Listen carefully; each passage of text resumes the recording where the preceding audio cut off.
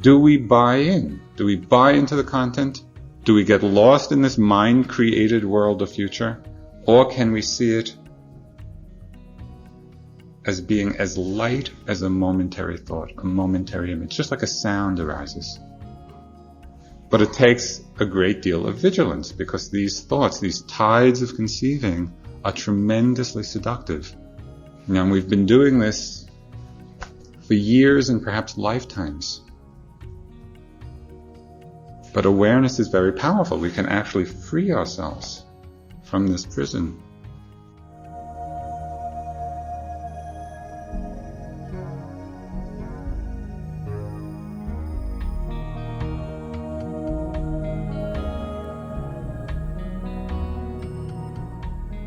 Welcome to the Joseph Goldstein Insight Hour.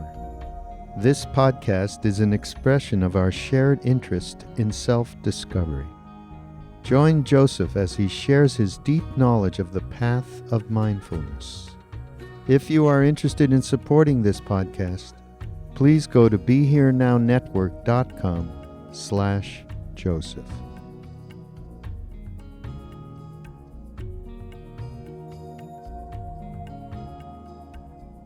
In one of his teachings, the Buddha said, by overcoming all the tides of conceiving, one is called a sage at peace. By overcoming all the tides of conceiving, one is called a sage at peace.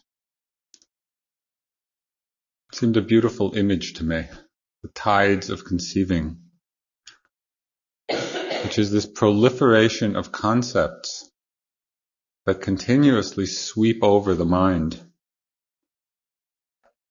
And they really are like the great ocean tides, which are endlessly ebbing and flowing. These conceptions, these tides of conceiving, continuously arise in our mind, and they color, and they obscure, and they condition our experience. These concepts take many forms, and they function in many different ways. I want to speak just briefly about how these concepts take root in our minds. We usually have a surface perception of some object, and then we name it. Just very ordinary, and we do this all the time. Man, woman, tree, house, car, earth, whatever. There are endless names for the objects which we perceive.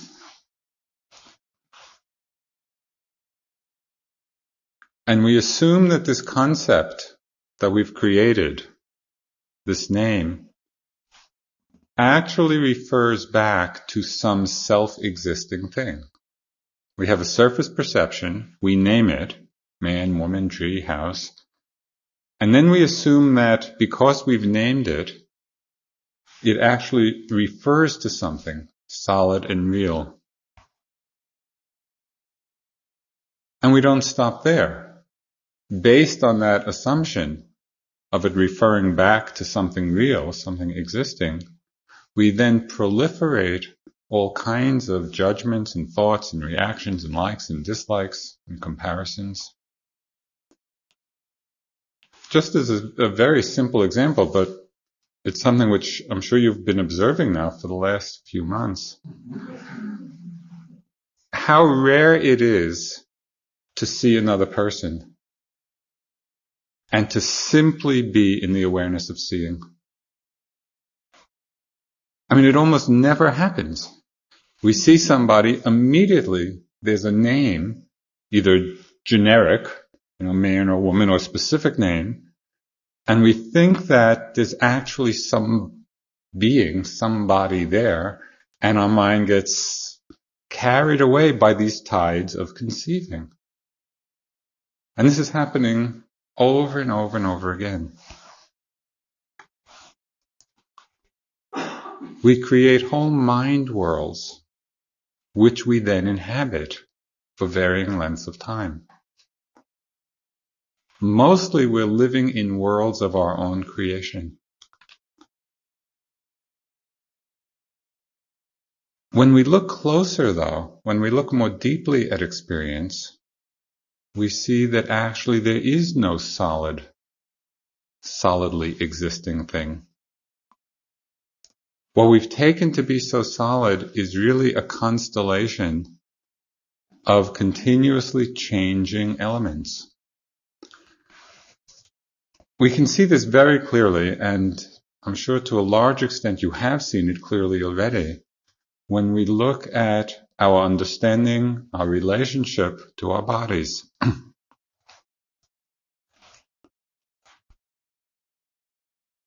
Mostly we have a concept of body.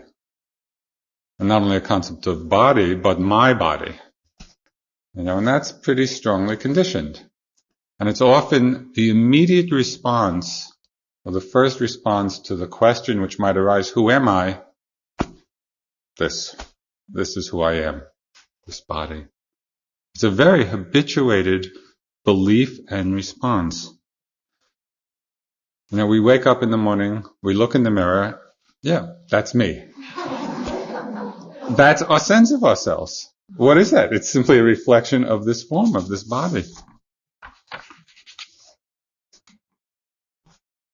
When we look more closely, and this is exactly what you've been doing for these past months, we see that the body is not something in itself. The body is really a concept. I can't remember whether I mentioned to you or not, but some friends have had this laser surgery where they go into the body and there's a camera. They do it by video camera. Now, there's this tiny little camera inserted, and in this one case, they were removing a fibroid tumor, and the surgeon is actually doing it by looking at the video screen, and manipulating the knife, and then as the reward of the surgery, you come home with a video of the inside of the body. And it's quite amazing to watch these things, because it's as if one is on the inside and you see the organs and the blood and all that stuff. The innards. It's very rare, I think, for people to identify with that stuff. We wouldn't really say, yeah, the liver is me, or the guts, or the blood, but somehow when it's all neatly packaged, in skin, for some reason we become enchanted and we think, yeah, that's who I am. And it's really quite amazing that we do this.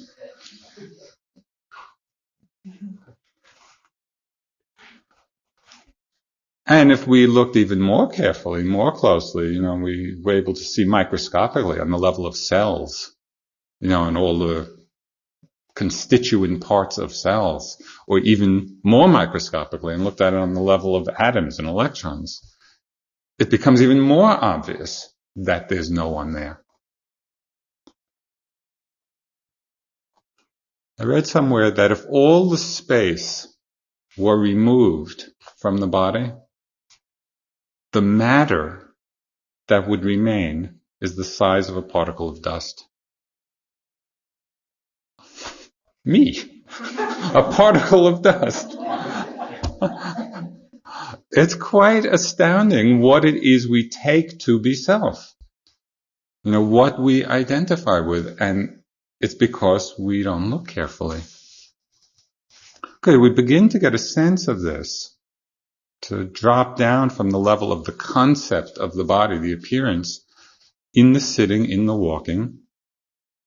When you do the walking meditation and you're just with the actual direct experience of the sensations, there are times when the mind leaves aside the concept or image of foot or leg or body, and all there is pressure, lightness, heaviness, softness, hardness, whatever, just the changing sensations being known. That's what's actually there.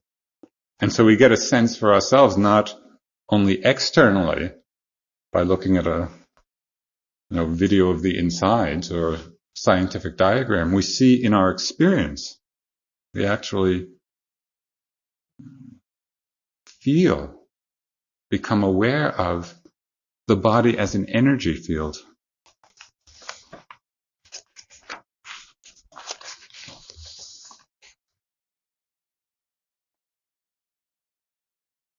And as our mindfulness gets stronger, our perception of this energy field becomes increasingly refined. And sometimes the whole sense of the body or feeling of the body can disappear completely.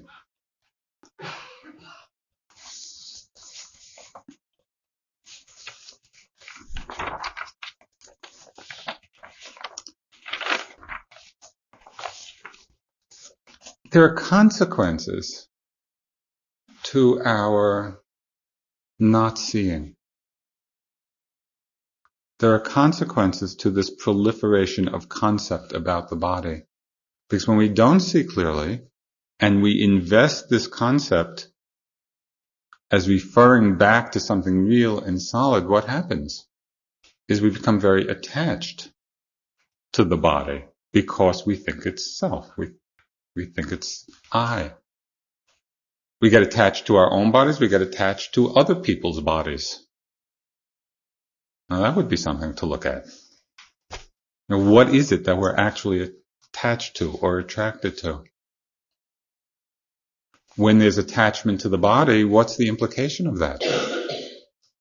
Fear of loss, fear of death. Where does our fear of death come from? It comes from attachment to the body because we haven't seen it deeply and clearly, gone beyond the concept.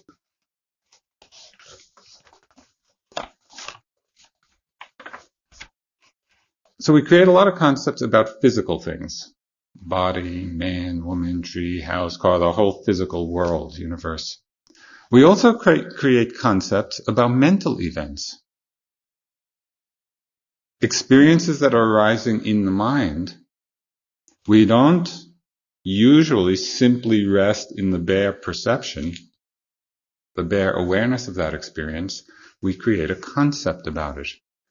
And there's one example I'd like to mention tonight because it has tremendous power over us, and it's particularly relevant at this time of the retreat. And that is the concept we create of past and future. We create the concept of time. And it's very interesting to investigate carefully how we're doing this, because for the most part, we are imprisoned by these concepts. You're sitting here, quietly watching your breath, minding your own business, and some memories come, some recollections. These thoughts arise in the mind, quite unconsciously, automatically, mechanically. The concept arises about these thoughts past. We create a concept past, and then somehow, and this is quite a bit of mental gymnastics, we take this concept which we've created of past and toss it back behind us as if the past is a reality back there from which we're coming. But really, what is happening in our experience? Nothing more than a particular kind of thought arising in the moment. The only way that we experience past is as a thought or a feeling in the moment. And the same thing with future. We're sitting, we have certain thoughts or images, anticipation, planning. Have you had any plans today? It's quite astounding to see how much of the time we are living our lives in the concepts of past and future. These thoughts arise, planning, anticipating, imagining. We have this idea, create the concept future, toss it out ahead of us, impute a reality to it, and then living in that mind-created reality. Whereas just like the past, the only way we experience the future is as a thought arising in the moment. Now, as concepts, past and future are huge. I mean, they're really big. We're carrying past and future around on our shoulders, and they're huge burdens.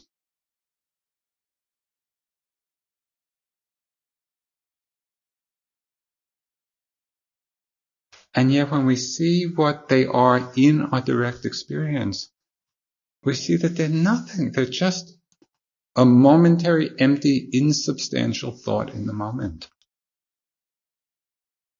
But so often we're not aware of that. We're not mindful of the fact that it's only a thought. We buy in to the content. We buy into the concept of time, of past and future, which the mind is creating.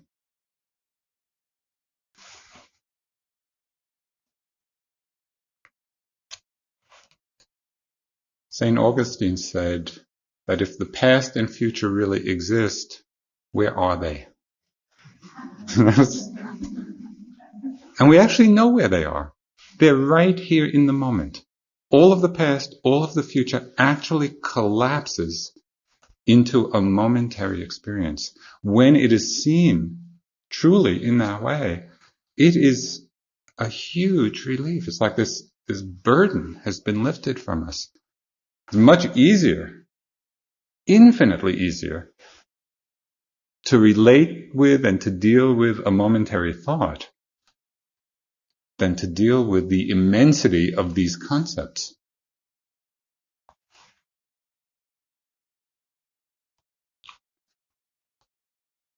The concept of past and future, of time, is a giant tide of conceiving.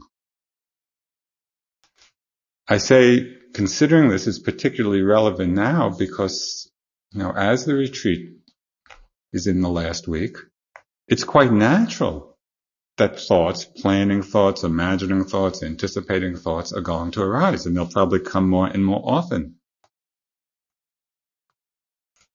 This is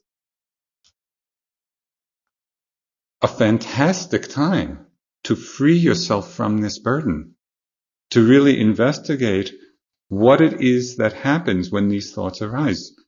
Do we buy in? Do we buy into the content? Do we get lost in this mind-created world of future? Or can we see it as being as light as a momentary thought, a momentary image, just like a sound arises? But it takes a great deal of vigilance because these thoughts, these tides of conceiving, are tremendously seductive. And we've been doing this for years and perhaps lifetimes. But awareness is very powerful. We can actually free ourselves from this prison.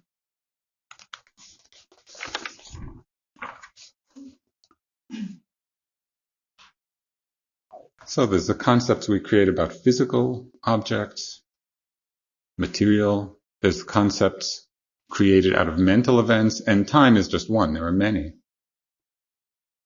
The most deeply rooted concept that we create and hold and cherish and are attached to is the concept of self.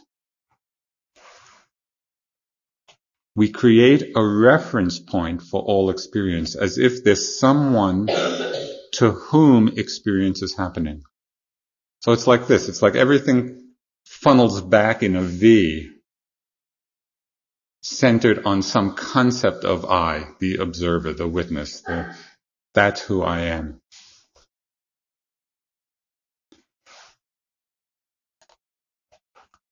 We create a reference point for experience as if it's happening to someone and create the concept of self as if there is someone really there. The great awakening great liberation happens when we realize that the self, the I, is a mental construct. It doesn't refer to anything. It doesn't point to anything. When we drop down or into the nature of experience itself, we see that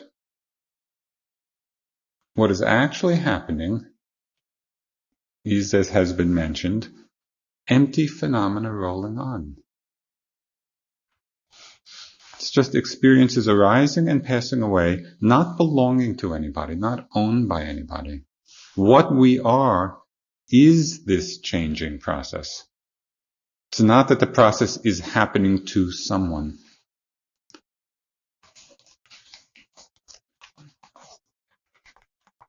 There's a nice dialogue between the nun Vajira and Mara. This is from the time of the Buddha. This is from the suttas. I thought this is a little edited version of this dialogue. At one time in Savatthi, which was one of the main cities of that time where the Buddha hung out a lot, one time in Savatthi, the nun Vajira, getting up in the morning, took her bowl and robe and entered Savatthi for alms. After eating and returning from alms round, she went into the forest and sat under a tree for her daily meditation. Then Mara, the evil one, wanting to arouse fear, trembling, and dread in the nun Vajira, and wanting her concentration to fall away, went and addressed her with a verse.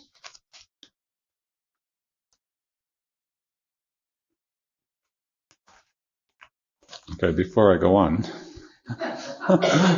keep in mind that what might induce fear, trembling, and dread in a nun of the Buddha's time is probably different from what would induce fear, dread, and trembling in us.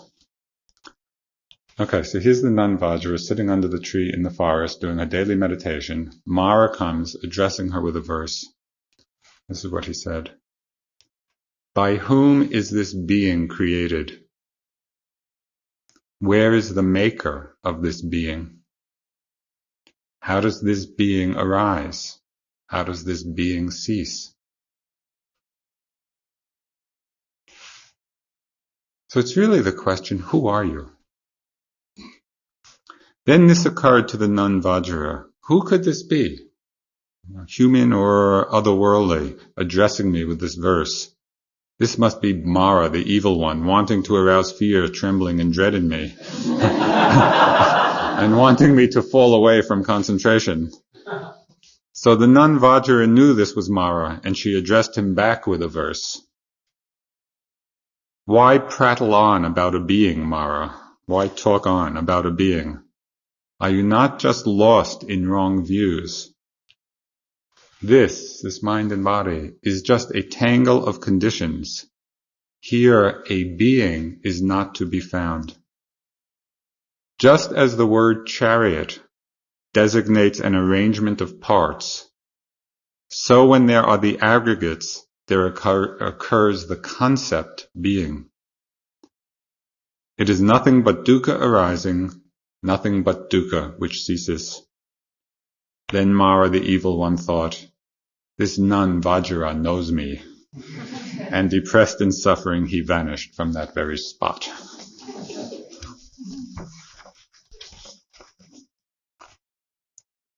That chariot of this, the simile of the chariot is quite a famous one to illustrate this point.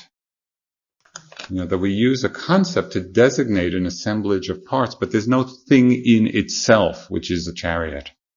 In the same way, we use the word being or self or man or woman to designate an assemblage, a constellation of elements, but there's no thing existing in itself which corresponds.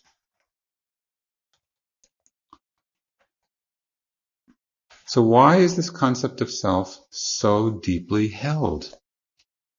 Why is it cherished? Why are we so attached to it? Because It's this concept of self around which our whole lives revolve.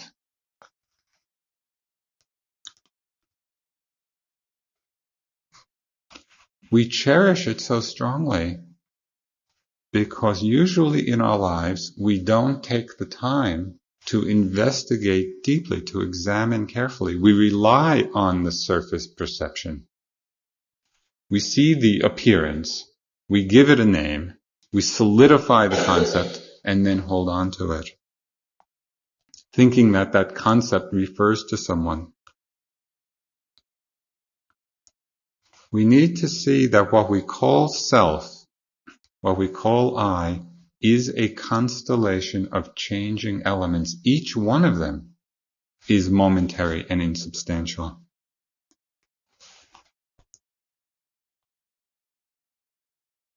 We don't see the conditioned nature of phenomena. That is, everything that arises in our experience is arising due to conditions.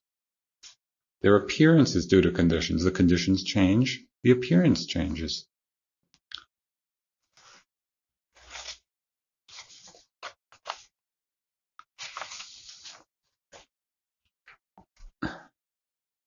Just two examples of this. I think one I mentioned earlier on in the first part of the retreat, but as a reminder to you. When we go outside after a rain, when the sun is shining, and we might see a rainbow. So we see this phenomena, we call it a rainbow, we put a name on it.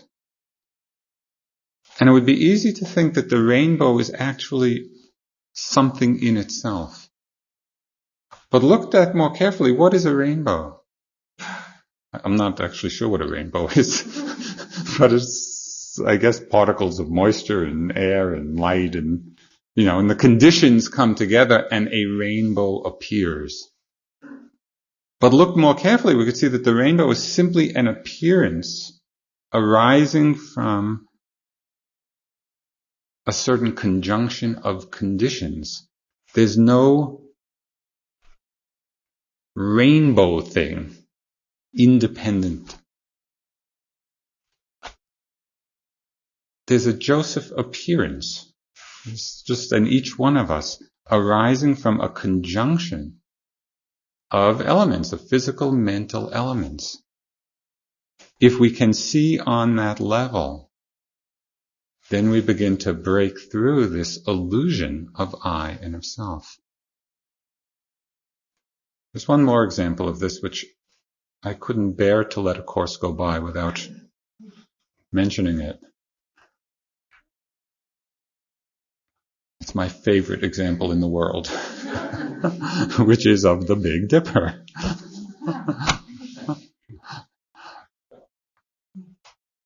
I'm sure you're familiar with the constellation, the Big Dipper in the sky. And then you look up and you see those stars.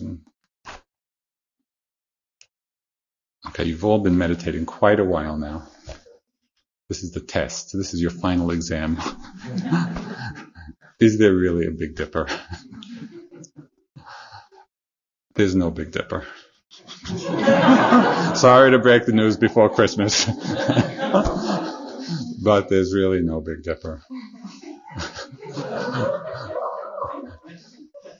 We look up, we see stars in a certain pattern, we give it a name, Big Dipper, and then on some level or other might think, there's a Big Dipper up there. And if you think you don't believe this, what I would suggest as a test is on some clear night, and especially if you're familiar with this constellation, go outside, look up at the sky, and see if it's possible not to see the Big Dipper. It's very difficult because we've been conditioned to see in a certain way. And so when we see that constellation, it appears in a certain form, we put a name on it, and what does that name do? The function of that concept actually is to separate out those stars from all the other stars in the sky. When we can see free of concept, we're able actually to see the unity the non-separation, the non-separateness. We are doing the same thing with ourselves. It's like self, I, Joseph, is like Big Dipper. Right? It's a name, it's a concept. To the degree that we are identified, attached to that name and concept, we are imprisoned in separation.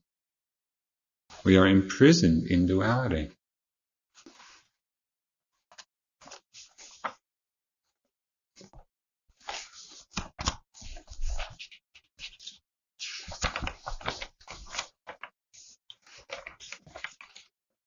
Kalu Rinpoche, who was a great Tibetan master who died some years ago and who has since been reborn and is a young Kalu Rinpoche now, he had a beautiful teaching. He said, we live in illusion and the appearance of things. There is a reality, we are that reality. When you understand this, you see that you are nothing. And being nothing, you are everything. That is all. We live in illusion and the appearance of things. We're living in the world of concepts and constructs. There is a reality, we are that reality. When we understand this, we see that we are nothing, not identified with anything as being self. And by being nothing, we are everything. That is all. Because what remains is simply the totality of everything that is. We're not separating ourselves out as being just one small part. So what are the realities that can be experienced directly? Buddha talked of four realities. One are the material physical elements, which we've talked about. We experience them as changing sensations, as sight, as sound, as smell, just the material physical world. It's one reality that can be experienced directly. Consciousness, the knowing that arises in each moment out of contact between the sense object and the sense door.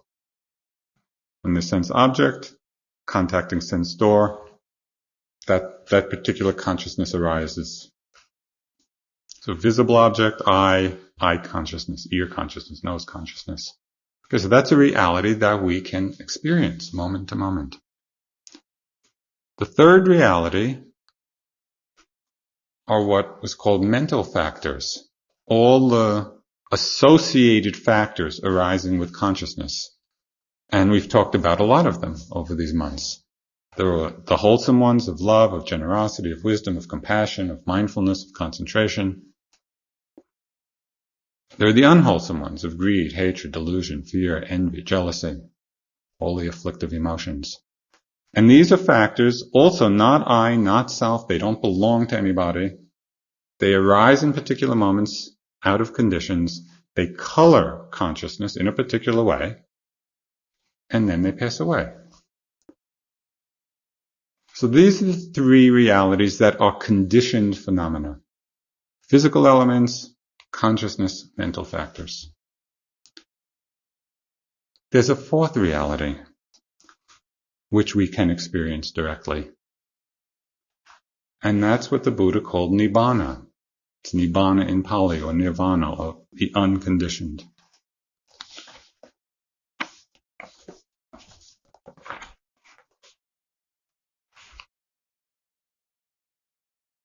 There's a Thai monk who also died recently. He was a wonderful teacher, quite a free thinker for being classically trained in Thailand as a monk. His name was Buddhadasa. And he spoke in a very simple and down-to-earth way about the meaning of the Pali word Nibbana, actually what it means. It means coolness. And it's used in Thailand also very colloquially. So the example he gave, which is quite cute, he said in the villages, when people were cooking food and they were boiling the rice, and then they took the rice off the stove, somebody might say, for example, wait a little bit for the rice to become Nibanna, right? For the rice to cool down. Because that's what the word means. It means to cool down. So let's wait for the rice to Nibanna a bit. So we can understand the meaning of Nibanna as the mind which is cooled down, free from the fires of the kilesas, the fires of the defilements. Buddhadasa said that the more cool the mind, the more Nibbana in that moment.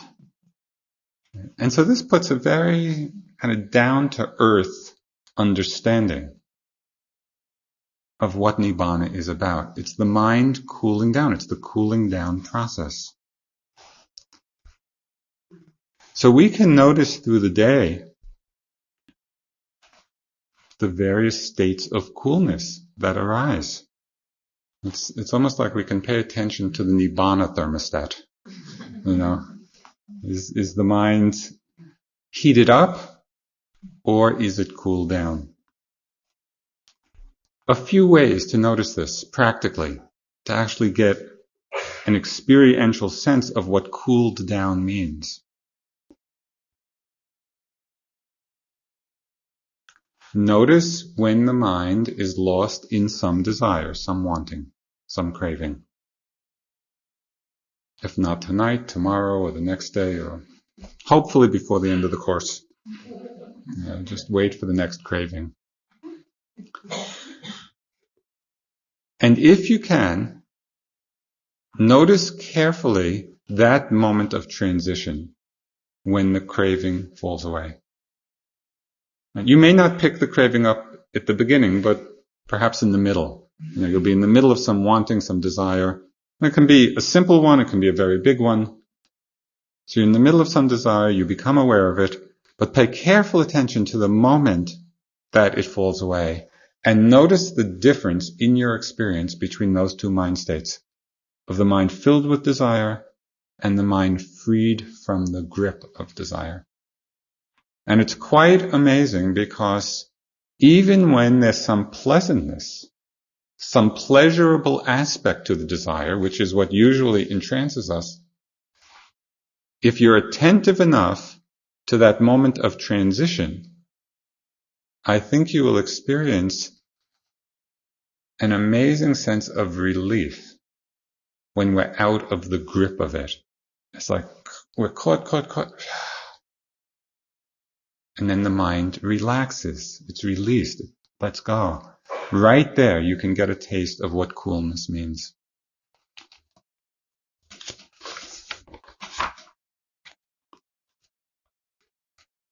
Even more commonly, pay attention to the difference between being lost in a thought and being aware of a thought. Notice what that difference is. Out of that degree of attention, I think you will notice the heat or the fire or the tension of the contraction of being identified with a thought. When we're lost in a thought, it's like we're contracted into it. In the moment of being aware of the thought, again, the mind opens, it releases.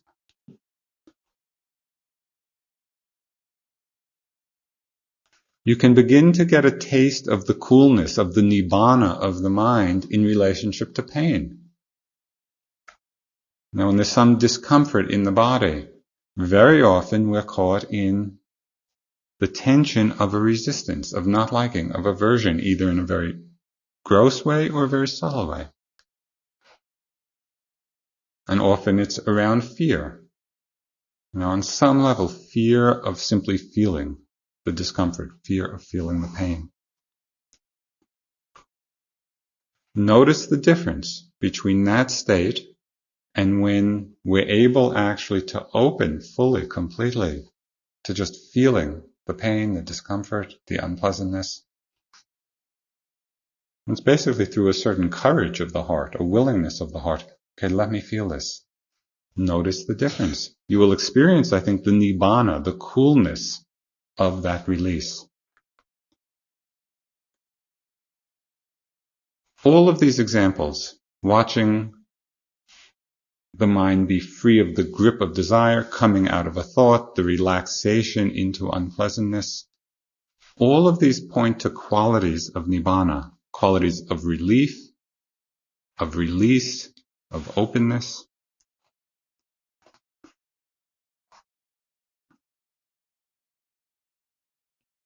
Buddhadasa went on to say in this context that we actually couldn't live without Nibbana, because it's this quality of coolness which puts out the fires of greed, of hatred, delusion. We couldn't live if the mind were consumed by those fires all the time. So many times during the day, we actually are experiencing a coolness. Pay attention to that. That's an important indication, an important inclination of the mind.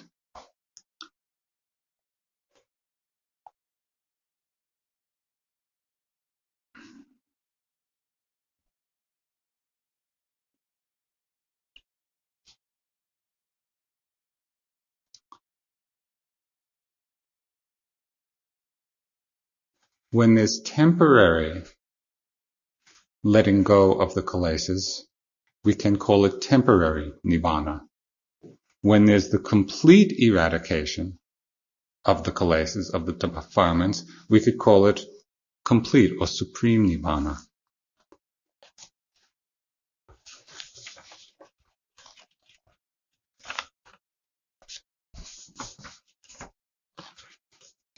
So this is one way of understanding Nibbana as coolness, the cooling down of the mind.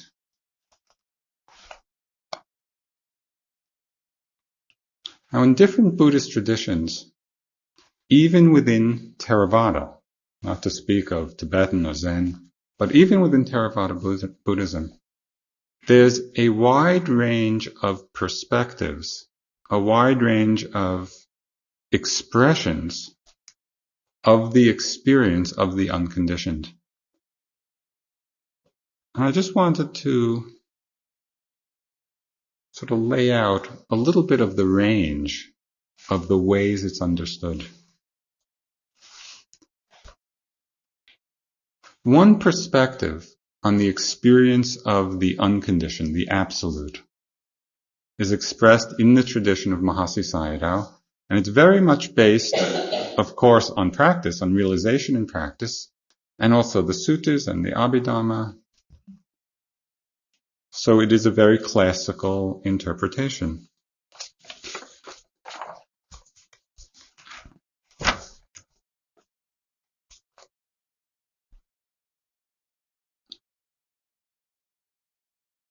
This is the understanding, and it's a teaching that's found in almost every sutta of the Buddha. So it's very common. It's the teaching about the five aggregates, and that what we call being is really just the play of the five constituents of material elements, feelings, perceptions, what are called sankharas, or all the habituated tendencies, and consciousness. Now, this is an important point. In this perspective, or in this viewpoint, there is no awareness outside of these five aggregates. There is no consciousness outside of this play of the five aggregates. And all of these five aggregates are considered conditioned phenomena, arising and passing away. So consciousness itself, awareness itself, is seen to be part of this conditioned flow. Consciousness itself arising and passing in every moment. So what we do in our practice is to pay attention to each arising. In every moment, things are being known, right? Sight or sound or smell or sensation or thought or whatever. And as we rest in the mindfulness of each arising moment, what happens is that we go through various stages of insight. And these are classical stages. We call it the progress of insight in this particular model. And we go through stages of tremendous joy and elation when the mind has become concentrated, clear, seeing the arising and passing very sharply. I think Steve spoke the other night of what are called the upakalesas. And it's interesting. This is an interesting happening because at this stage, there's tremendous radiance of mind. There's real luminosity and rapture and concentration and mindfulness, and it's all happening wonderfully and effortlessly. They're really the factors of enlightenment, but they're called corruptions of insight, not because they're problems in themselves, but because of the liability that we get attached to them. Right? They're so pleasant and it's so nice that we cling. Okay, so we go through this stage, and then we move on if we're able to actually stay mindful and just watch all of these states come and go. And we go through stages of real dukkha, of misery and fear at seeing deeply, really deeply, the unreliability and the continual dissolution of phenomena. That everything is disappearing moment after moment after moment. It's like the rug keeps getting pulled out from under us and there's no place to stand. There's no security. And so seeing this on a very deep level arouses a lot of fear and disgust and misery. This particular time in practice is called rolling up the mat stage, because all people want to do is roll up the mat and leave. We don't like to see this. It's very difficult. It's a very difficult time. But if we're persevering and, we have the right support, we stay mindful of these stages, and we come to a place of very profound equanimity, where the mind settles into a balance in which it is completely non-reactive to both pleasant and unpleasant.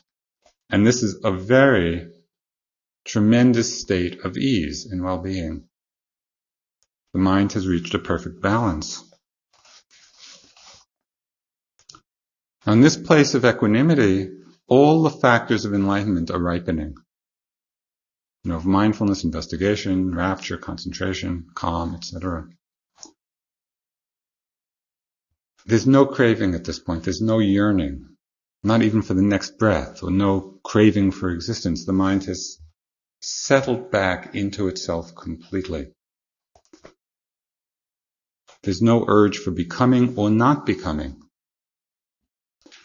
And what happens at that time,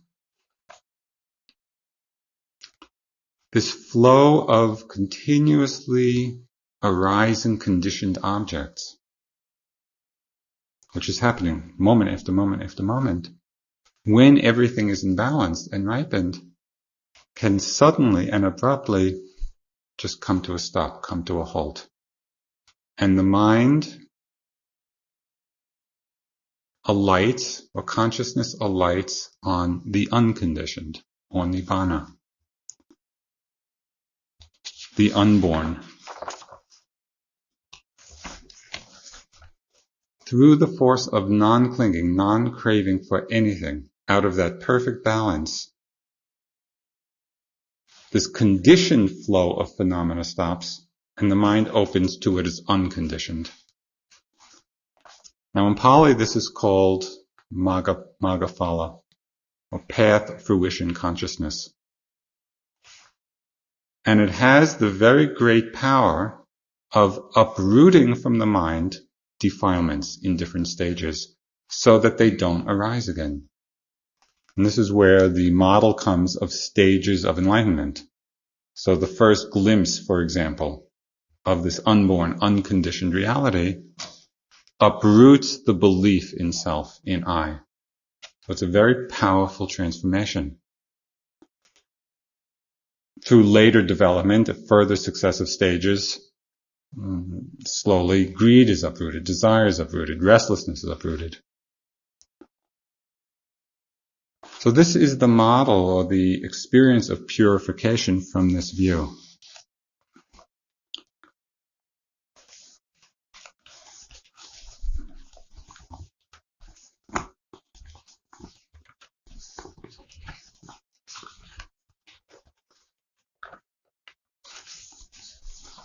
Obicus, there is that sphere where there is neither earth, nor air, nor fire, nor water, neither this world nor the next, neither coming or going. There is an unborn, unbecome. Obicus, I shall teach you the unformed, the profound. So this is the mind opening to that reality. We call it absolute Nibbana.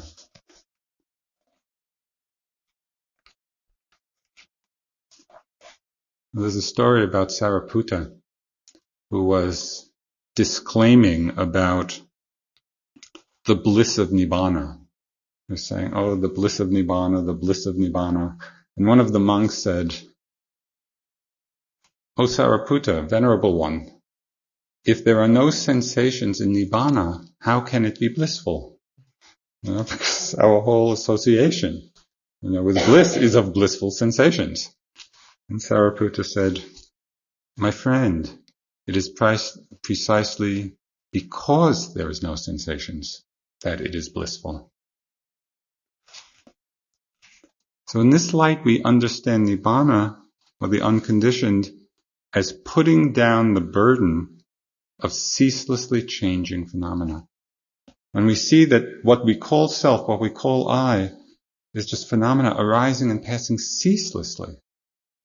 Munindraji used to say often, where is the end of seeing? Where is the end of hearing? Where is the end of thinking?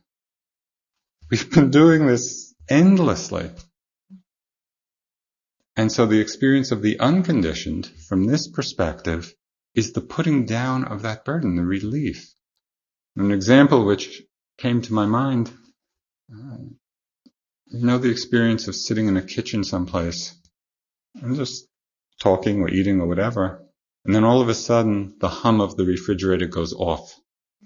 And there's that, it's like that moment of relief about something that we didn't even know was a problem until it stopped. And then we realized, the disturbance of it. So this is something like that. It's this endless hum of conditioned phenomena endlessly arising and passing, and then the experience of the stopping of that and the reality of that peace.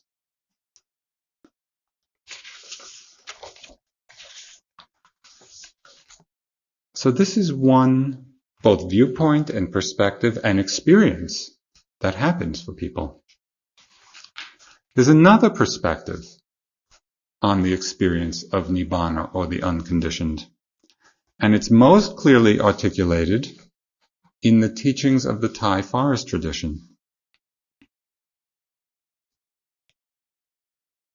In this tradition, a distinction is made between the consciousness, the conditioned consciousness of the aggregates, arising and passing at each sense door, and what they call citta, translated as the heart, but the heart meaning the mind. So the heart-mind. And in the experience of the great masters of the Thai forest tradition, this experience of citta in its unmodified form is beyond the aggregates. There's no sign by which it can be known. Sometimes it's called the signless, because it has no sign of impermanence. And this is the mind free of any kilesa. One of the great Thai masters who's still living, who was a disciple of Ajahn Mun, a person I've spoken about with this very fierce and powerful teacher, his name is Ajahn Mahabua, and he has a monastery in northeast Thailand. He gives teachings about the conventional mind and the mind released. Now, the conventional mind is the mind conditioned by the tides of conceiving. Our usual mind, all the things that are going on all the time.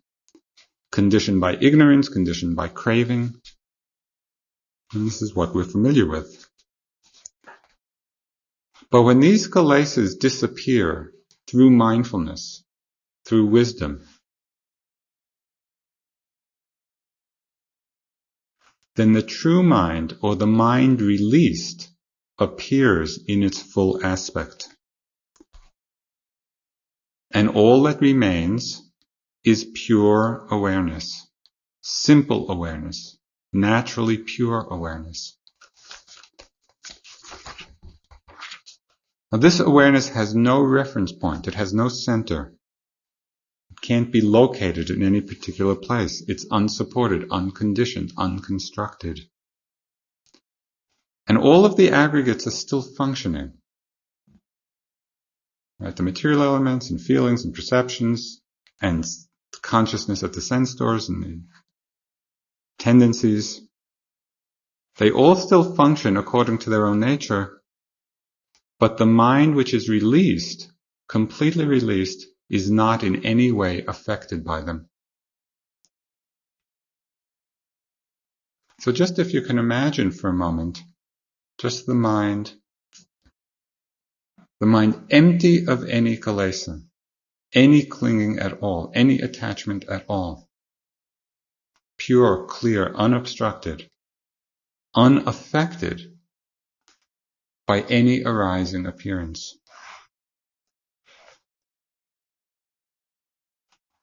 This pure awareness does not partake of any feeling, except for the feeling of what Ajahn Mahabodhi called ultimate ease, or the very nature of the released mind.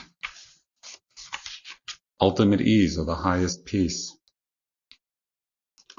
And what he emphasized in his teachings was that all the kilesas, the defilements, the path of practice, and this simple and utterly pure awareness are already right here in the heart. So it's not something out there to find, it's something to uncover.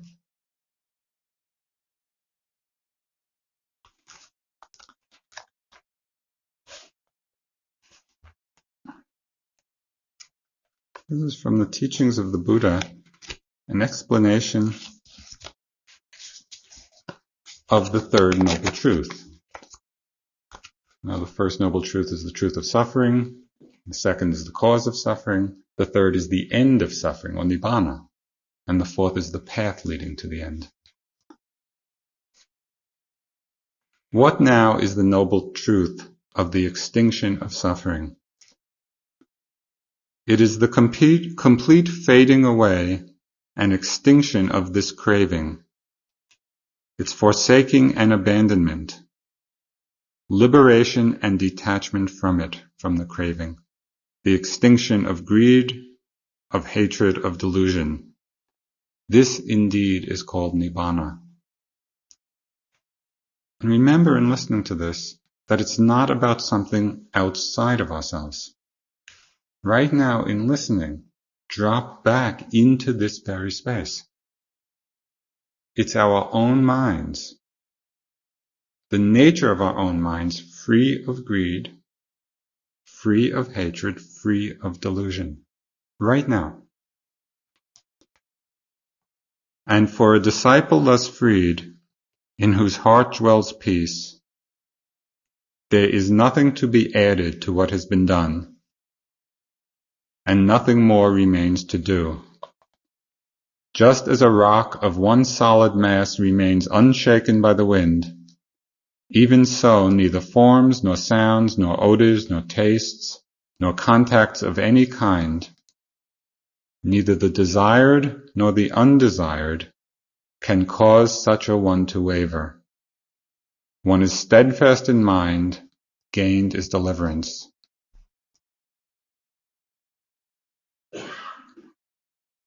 Remember, this is our own minds.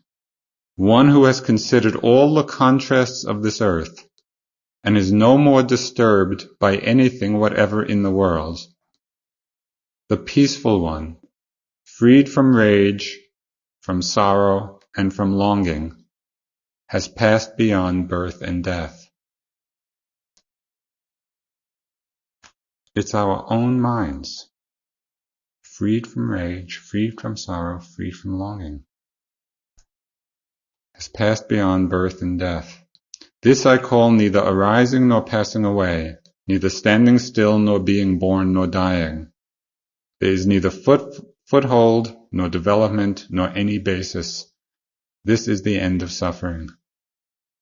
Hence the purpose of the holy life does not consist in acquiring alms, honor, or fame, nor in gaining morality, concentration, or the eye of knowledge. This unshakable deliverance of the heart, that indeed is the object of the holy life. That is its essence, that is its goal.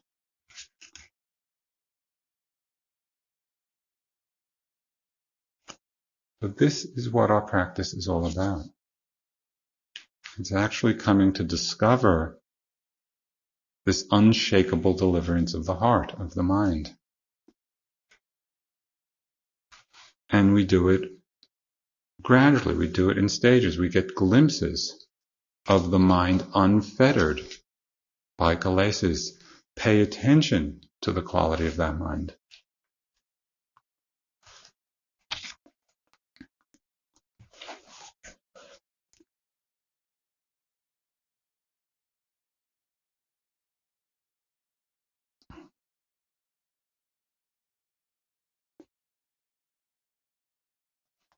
Something as profound and as subtle and as transforming as the experience of the unconditioned, the unborn, the unformed, of Nibanna. There will always be a variety of perspectives about it, or ways of expressing the experience. I appreciate the range because it helps keep our own mind free from any ideas or concepts about it. Can we settle back into the openness of our own experience without preconception? And resting even for a moment in that mind which is not bound, which is not craving, which is not clinging. Let's sit for a few minutes.